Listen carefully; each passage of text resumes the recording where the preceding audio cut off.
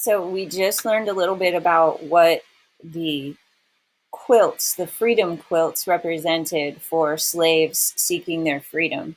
And this was in the period from the 1600s all the way to 1863, which was when the Civil War ended and the slaves were freed. And so they would use, like I showed you in the video, patterns that represented steps in freedom, steps towards freedom. So if you imagine your own steps towards freedom, and we mentioned here that they had the monkey wrench right here, that was like a conductor's coming, get your stuff together. They mentioned the North Star, head north. This was the drunkard's path, which means zigzag and go in the water to avoid capture. The bear claw meant gathering of provisions, and the geese, the flying geese, represented, these arrows. Where the dark arrow would be the direction you would want to head to. Usually, it was north or west, and it would direct you which way to go in the daytime to escape. And the North Star would show you at night, follow the north, and you'd get into the northern part of the United States or into Canada. And then here, these kind of patterns would be like a whole blanket in a pattern like this would be hung in a safe house where you could sleep in the daytime or get food, get rest. And it was a safe house if it had either red or yellow in the middle. But if it had something dark, like dark blue or black, it would say, watch out, people are watching this house, don't stop here. So there was their secret code with colors and with patterns. And so now in Weave Silk, you go into Weave Silk and you start by creating your own pattern that represents what you feel like is the steps to freedom. And if you're not sure what you think the steps of freedom are, you could use my steps. But I'd like you to write down each color that you feel like is a step towards freedom. So for me, in my view of what the steps to freedom are, is number one, like facing the truth. And so I'm just going to use gray to represent that. And I'm just going to write the word truth. And it's not even going to look like the word. It's going to be pretty hidden. But it's just going to end up being part of the pattern. I turned off symmetry and I turned off mirror whenever I did that. So pick a color. First is face the truth of the situation. Steps to freedom. So my first color, gray, would be facing the truth of the situation. Sometimes things feel gray, but there's a lot of black and white too. There's a lot of taking responsibility for where you're at. So then, knowing that you are powerful, I'm going to use as purple, and I'm going to turn on mirroring. So knowing that you're powerful is my second step, path to freedom. So I'm going to use the color purple to represent power, because in the old days, only rich people could get that color on their clothes, because it was a hard color to get. Blue and purple were like really expensive. So know that you're powerful. And it's kind of like something you carry, like a football. Like in football, people try to take you out and you take responsibility. You carry the ball as far as you can get it, or you pass the ball to somebody who can handle it. So I kind of think of it as a football shape. And so that's why I'm doing that shape. Reminds me of carrying the ball. All right. And then, so mine was face the truth and then realize that you're powerful and take responsibility. So powerful people take responsibility. They take the ball and they run with it. So powerful people take responsibility. So that's my second one. And then the next one that I would say represents like a pathway to freedom is to forgive. And so I'm going to use yellow for forgiveness. And it's like a very direct decision to forgive. And so I'm going to use really direct lines to represent freedom.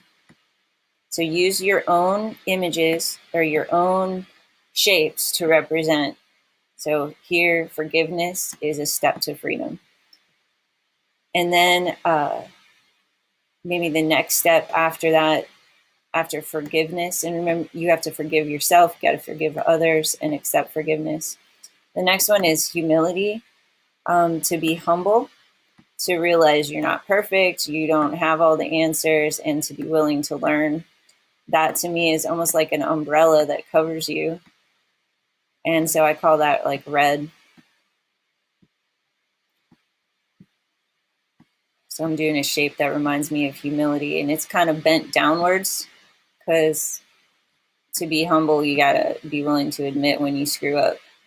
So next step to being free would be, in my mind, being humble. And then you tend to grow when you're humble. So I'll put a little bit of green. And then last would be blue, which would represent risks and revelation. So for me, path to freedom, the last step is to take risk,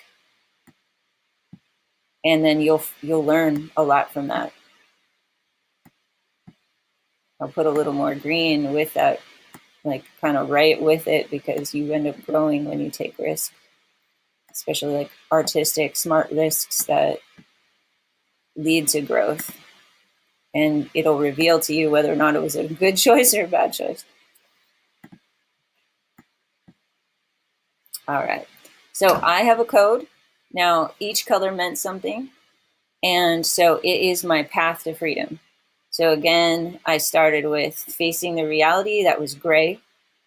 I said the next one was purple, and that was realizing that you are powerful and powerful people take responsibility. And I drew it like a football because it's kind of like carrying the ball. You're going to hold the responsibility. You're not going to say, oh, it was their fault. All right, so first was truth, then was responsibility, taking responsibility and realizing you're a powerful person.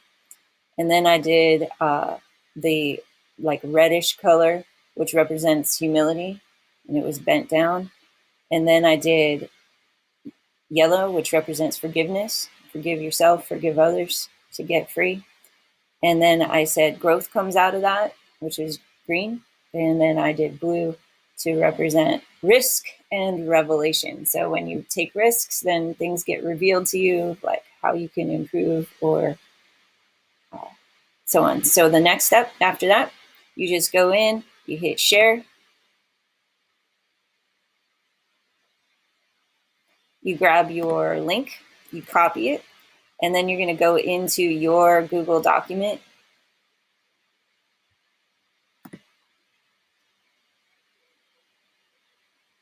You're going to put your link in. I want mine to be like normal text. So put your link in, and then you're going to go back to your weavesilk and you hit this little save picture button. Then you're going to press Alt and click on the picture, or right click. Then it'll have a copy image icon that'll come down. So I hold down Alt, I click on the picture, I choose copy image, and then I go into my Google Doc again, and then I paste it. And then the title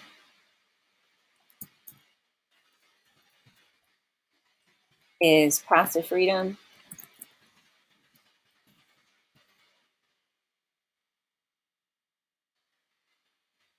And usually when you put in a title for an artwork, you put it in quotes and you capitalize. And then you would say, what is your code? So the code, you would put it in right after that. So, and so I put in what each color represents, and then you put medium. It's weave silk if you used weave silk. And then last, you put your name and date.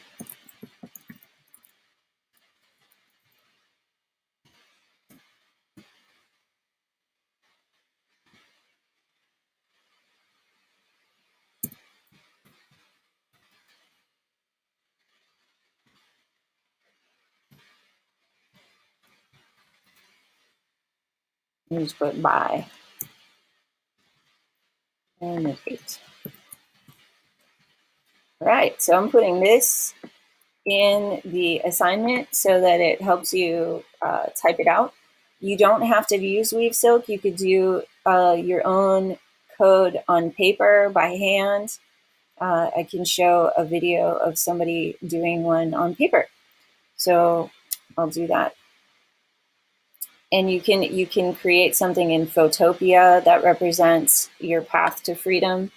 You could even put it in a pattern like a quilt if you'd like to. So it could be boxes like the boxes in the freedom quilts that were historically present for those of people that were escaping, or at least people say that they were present. So we don't have actual proof. Historians haven't really quite found proof of it, but by people's word of mouth, this is what we believe to have happened during that era of our history, is that people would find freedom by following these codes and find a path north.